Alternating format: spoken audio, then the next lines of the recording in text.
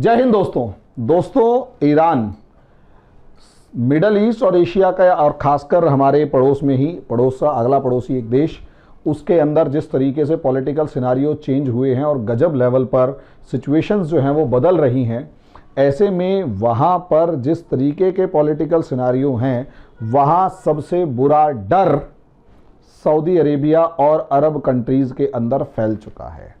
उस डर के ऊपर एक डिस्कशन करने जा रहा हूं, लेकिन उस डिस्कशन से पहले मैं आप लोगों को एक छोटी सी इन्फॉर्मेशन दे दूं कि दोस्तों, अगर आप 12वीं पास कर चुके हैं और ग्रेजुएशन कर रहे हैं और यूपीएससी, आईएएस, पीसीएस की तैयारी करना चाहते हैं, तो उसके लिए जो सबसे इम्पॉर्टेंट एनसीईआरटी के कंसेप्ट्स हैं उसको क्लियर करने के लिए एनसीईआरटी कंसेप्टर बैच हमारा स्टार्ट होने जा रहा है। इस एनसीईआरटी कंसेप्टर बैच के अंदर कंप्लीट जीएस का जो एनसीईआरटी के लेवल का जो पोर्शन है उसे यूपीएससी के पॉइंट ऑफ व्यू से पढ़ा दिया जाएगा, जिससे आप यूपीएससी आई और पीसीएस, कोई भी पीसीएस दें तो आपका जो बेस है वो काफ़ी ज़्यादा स्ट्रांग होगा। इसे कोई टेंशन नहीं है। यहाँ अगर आप देखेंगे तो इसका मेन पार्ट ये है कि इसकी हमने फीस जो है वो बहुत ज़्यादा नहीं रखी है, सिर्फ और सिर्फ 500 रुपीज़ पर मंथ की रखी है, जो अपने आप में बहुत ज़्यादा कम है। ये आपकी पॉकेट पे भी भारी नहीं पड़ेगी और आप अपनी तैयारी पूरे अच्छे तरीके से कर पाएंगे। तो दोस्तों, जल्दी से जल्दी रजिस्ट्रेशन करवाइए, कॉल कीजिए और व्हाट्सअप कर देना, चलो उसका भी रिप्लाई कर देंगे। तो अब आ जाते हैं टॉपिक के ऊपर, ठीक है। और टॉपिक, या फिर दोस्तों अगर जो वो रजिस्ट्रेशन करना है तो नीचे दिए लिंक पे क्लिक करोगे तो गूगल फॉर्म अपने आप आ जाएगा, उसे भर देना, अपने आप कॉल कर लेगी हमारी टीम। अब हम आ जाते हैं ईरान के ऊपर। अगर ईरान के अंदर एक रईसी जैसे प्रेसिडेंट आए हैं तो इसका दुनिया के बाकी देशों पर जो असर पड़ेगा उसके ऊपर डिस्कशन करने जा रहे हैं। लेकिन सबसे पहले इस ईरान का अरब वर्ल्ड के ऊपर जो टेंशन है उसके ऊपर डिस्कशन करने जा रहा हूं। ईरान की अरब वर्ल्ड पर क्या टेंशन है उसे देखिए। असलियत में ईरान और अरब कंट्रीज जो कि लगभग 22 देश हैं और इन 22 देशों में सबसे बड़ा सऊदी अरेबिया है। समझे, सऊदी अरेबिया का अरब एम्पायर अपना था जिसने स्पेन तक पे कब्जा किया। ईरान का पर्शियन एम्पायर था जिसकी मतलब ज़बरदस्त अपनी एक डोमिनेंस दुनिया के अंदर रही है। और तीसरी पावर यहाँ टर्की है, जो टर्की का अपना एक इन्फ्लुएंस ऑटोमन एम्पायर के रूप में इस पूरी एरिया में रहा। तो असलियत में 3 पावर्स। लेकिन आज मैं डिस्कशन करने वाला हूँ सऊदी अरेबिया के मामले में कि जब इब्राहिम रईसी गद्दी पर बैठे और रईसी प्रेसिडेंट डिक्लेयर हुए हैं, तो इस रईसी के प्रेसिडेंट डिक्लेयर होते ही यहाँ पर असलियत में अरब वर्ल्ड की मीडिया में जो खलबली मची है उसके ऊपर देखने वाली बात है। क्योंकि अगर आप देखें तो रईसी के जो पहले थे वो हसन रूहानी जो थे वो प्रेसिडेंट थे और इन्हें कहीं ना कहीं एक मॉडरेट माना जाता है, एक उदारवादी माना जाता है, बहुत ज़्यादा एग्रेसिव नहीं माना जाता। तो ऐसे में रईसी का गद्दी पर बैठना या प्रेसिडेंट बनना कहीं ना कहीं कुछ अलग ही सिनारियो को दिखाता है। लेकिन मेरा एनालिसिस कुछ और कहता है। मेरा एनालिसिस और जो इंटरनेशनल मीडिया के अंदर जो बातचीत चल रही है और जो रियलिटी है वो ये है कि ईरान के अंदर असलियत में सुप्रीम लीडर नाम की एक पोजीशन है और वो सुप्रीम लीडर हैं अयातुल्ला अली खामेनेई। असलियत में ये ही सारी की सारी सत्ता संभालते हैं, ये ही सारी की सारी पावर अपने पास रखे हुए हैं। इन्हीं के पास सारी पावर है, ये समझ लीजिएगा दोस्तों। अब जब इनके पास अयातुल्ला अली खामेनेई के पास सारी पावर है तो ये ही अपने अकॉर्डिंग, और ये हमेशा से एक हार्ड लाइनर रहे हैं। 1979 के बाद से 1979 में जब ईरानियन रेवोल्यूशन हुआ तब से ये ऐसे ही खामेनेई बनते रहे और बहुत ही हार्ड लाइनर रहे हैं। ये बिल्कुल धर्म के अनुसार, इस्लाम के अनुसार आगे बढ़ने वाली पर्सनैलिटी रहे हैं। ये ही असलियत में प्रेसिडेंट का चुनाव करवाते हैं और ये ही जैसे जिस इंसान को प्रेसिडेंट चाहेंगे उसे प्रेसिडेंट बनाएंगे। ठीक है, ये रियलिटी है। आप कहोगे फिर खामेनेई जैसे जो मॉडरेट हैं वो कैसे आ गए? असलियत में उस टाइम पर 2011 में अमेरिका ने ईरान के ऊपर सैंक्शंस लगा दिए थे, तो जब उन पे सैंक्शंस लगाए तो ईरान को भी ये दिखाना था कि कोई ना कोई न्यूक्लियर डील करते हैं और उस न्यूक्लियर डील के अंदर हम एक मॉडरेट चेहरे को आगे लाते हैं, इसलिए खामेनेई को आगे ला दिया गया। वरना उनसे पहले अहमदीनेजाद जो थे, फॉर्मर प्रेसिडेंट थे जो थे, वो अपने आप में बड़े खतरनाक और हार्डलाइनर थे। अब क्योंकि न्यूक्लियर डील अधर में अटकी हुई है और अमेरिका पे दबाव बनाना है तो रईसी को यहां लाया गया। पर हाँ, जिस तरीके से रईसी आए हैं और ये गद्दी पर बैठे हैं तो इसका एक बेनिफिट और होगा कि अब सारे के सारे जितने भी इंस्टीट्यूशंस हैं जहां जो भी अपॉइंटमेंट होंगी वो मॉडरेट्स वाली नहीं होंगी, बल्कि सारी की सारी रईसी जैसे हार्ड लाइनर्स की होंगी। और अगर हार्ड लाइनर्स की होंगी तो यहाँ पर अभी तक ईरान जहाँ पर बहुत स्ट्रॉन्ग बेस अपना बनाए रखता था, जहाँ पर ईरान अपना बहुत स्ट्रॉन्ग होल्ड बनाए रखता था, अब ईरान वहाँ पर किस तरीके से हैंडल होगा या ईरान किस तरीके से वहाँ अपनी सिचुएशंस को मैनेज करने की कोशिश करेगा, इस पर ध्यान देते हैं। ईरान और अरब वर्ल्ड का जो मामला है उसमें एक तरफ इराक है, दूसरी तरफ सीरिया है और तीसरी तरफ लेबनान है।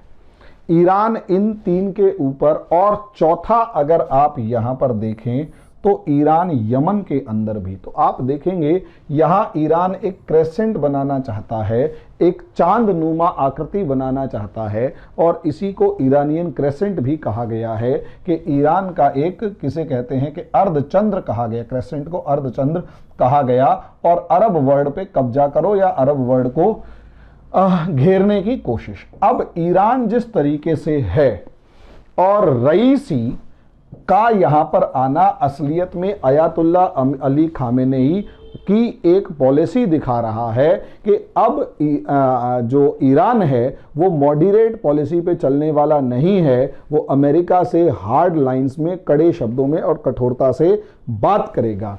इसका आपको एग्जाम्पल आज 21 जून को दिए गए ईरान के एक जो प्रेसिडेंशियल जो स्पीच है, जो प्रेसिडेंट इलेक्ट होने के बाद जो उन्होंने कहा, उस स्पीच में साफ नजर आती है, जिसमें वो न्यूक्लियर डील के मामले में अमेरिका और यूरोपियन को खरी खोटी सुनाते हुए दिखाई देते हैं और क्लियर वर्ड्स में कहते हैं कि आपने जो ईरान के ऊपर सैंक्शंस लगाए हैं उन्हें हटाइए। यानी जो प्रेसिडेंट आते ही अमेरिका और यूरोपियन यूनियन को खरी खोटी सुनाने लग जाए, वो अपनी हार्ड लाइनरशिप को दिखा रहा है कि हाँ, मैं तुम्हें बख्शने वाला नहीं हूं। ऐसे में इनकी पॉलिसी जिस तरीके से है और जिस तरीके से अरब मीडिया के अंदर इसका जिक्र शुरू हो चुका है, वो बड़ा डरावना है, या यूं कहें उनके डर को साफ नजर आ रहा है। उनका डर यहां पर साफ नजर आ रहा है। वो डर क्या है दोस्तों, वो छोटा सा समझ लीजिए कि इराक, सबसे पहली पॉलिसी इराक की अगर होगी तो ईरान एक शिया बहुल देश है, यानी शिया डोमिनेटेड है, और इराक में भी मेजॉरिटी पॉपुलेशन शिया है। अब ऐसी सिचुएशन में इराक के मामले में क्लियर वर्ड्स में अभी जो वहां के प्रेसिडेंट हैं मुस्तफ़ा अल कदमी, वहां के प्राइम मिनिस्टर हैं मुस्तफ़ा अल कदमी। ये जो मुस्तफ़ा अल कदमी हैं, जो इराक के प्राइम मिनिस्टर हैं, ये कहीं ना कहीं अमेरिका के क्लोज ज़्यादा हैं और ईरान की ये सुनते नहीं हैं। ईरान यहाँ पूरी कोशिश करेगा कि किसी भी तरीके से, ईरान यहाँ पर पूरी कोशिश करेगा कि किसी भी तरीके से इसे हटाकर इसकी जगह ऐसा कोई राष्ट्रपति या प्रधानमंत्री बिठाया जाए जो अमेरिका की कम और ईरान को ज़्यादा सपोर्ट करे। अगर ऐसा प्राइम मिनिस्टर, क्योंकि इराक की जनता के अंदर ईरान का इन्फ्लुएंस बहुत ज़्यादा है, और ऐसे में अगर वो ऐसा कोई प्राइम मिनिस्टर बनता है जो ईरान का सपोर्टर हो तो अमेरिका के लिए और सऊदी अरेबिया के लिए तगड़ी सरदर्दी होगी। और ये जो इराक, जो इस इलाके का तीसरा सबसे बड़ा देश है, इसने फिर सीधा सीधा एंटी सऊदी और एंटी अमेरिका मामले शुरू कर देने हैं। अब इसका अगला पॉइंट, इराक के बाद अगर आप देखते हैं ईरान का जो अगला टारगेट है, और वो इंपॉर्टेंट टारगेट रहेगा दोस्तों सीरिया। सीरिया के अंदर बशर अल असद की गवर्नमेंट है। अगर इराक के अंदर अपनी पकड़ ईरान अपनी पकड़ इराक में मजबूत करने में कामयाब हो जाता है, अगली पकड़ अगला टारगेट है सीरिया, और सीरिया के अंदर बशर अल असद और ईरान के रिलेशंस अपने आप में बहुत अच्छे रहे हैं on the name of Shia Muslims. और जो अपोनेंट्स हैं, जो विद्रोही हैं, जो रिबेल्स हैं, वो सुन्नी हैं। यहां ईरान अगर मजबूत होकर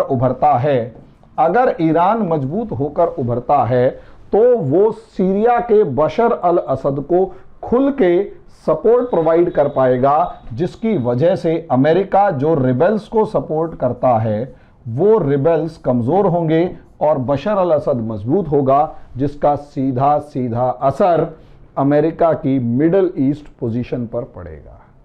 इजराइल को अभी मैं डिस्कस नहीं करूंगा, ये तो सीधा वॉर वाली सिचुएशन है, अगले वीडियो में बताऊंगा। उससे पहले यहां आ जाते हैं लेबनान।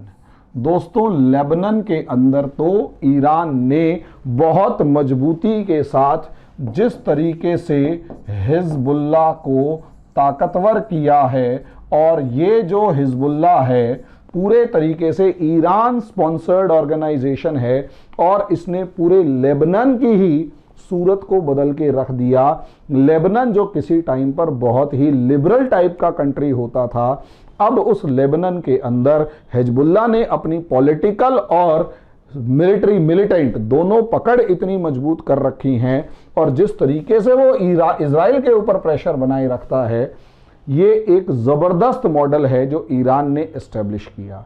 यानी आज के दिन लेबनान की गवर्नमेंट हिजबुल्लाह के सहमति के बिना कोई कदम नहीं उठा सकती, और ये हिजबुल्लाह अपनी पैरेलल जो क्या नाम है मिलिशिया खड़ी कर चुका है, और पूरे मिडल ईस्ट में ईरान को सपोर्ट करने का एक इंपॉर्टेंट वेपन बन चुका है। और मजे की बात, अभी लेबनान की राजधानी के पास में एक जहाज में ब्लास्ट हुआ था, जिससे 10 किलोमीटर तक का इलाका पूरा उड़ गया था।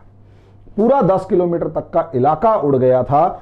वो ब्लास्ट असलियत में इसलिए हुआ था क्योंकि उसमें विस्फोटक भरा हुआ था, और लाखों टन विस्फोटक था, और ये जो ये हिजबुल्लाह था वो उस पर कब्जा करना चाहता था, और उसी एफर्ट में कोई इंसिडेंट हुआ और वो ब्लास्ट हो गया, पूरा इलाका तबाह और बर्बाद हो गया। तो यहां अगर आप देखें तो ईरान अगर ताकतवर होता है तो इराक, सीरिया और लेबनान तीनों के तीनों जगह पर अपनी पोजीशन मजबूत करेगा।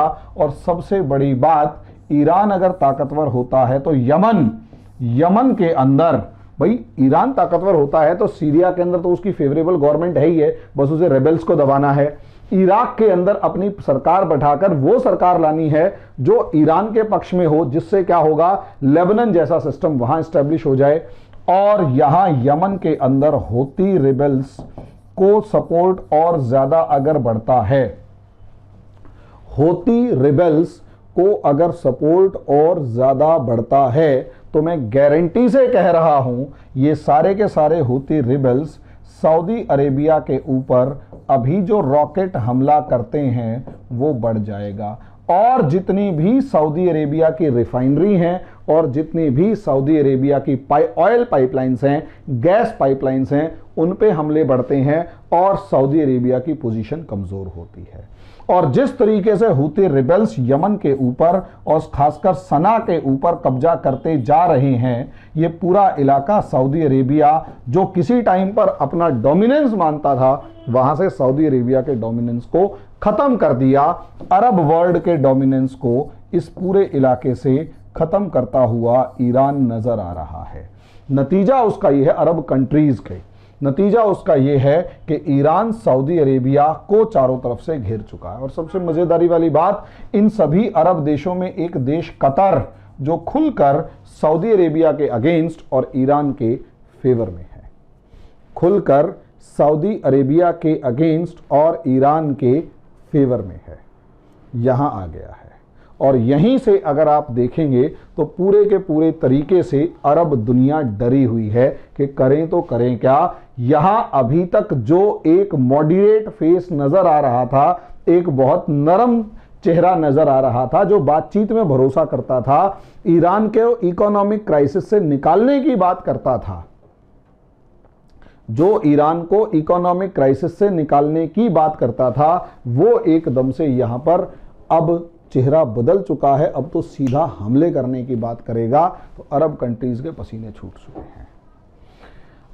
अब ये एक दिन में तो खत्म होने वाली बात है नहीं, लगातार जो भी प्रोसेस चलता रहेगा उसके ऊपर डिस्कशन करते रहेंगे। अभी के लिए इतना ही, धन्यवाद।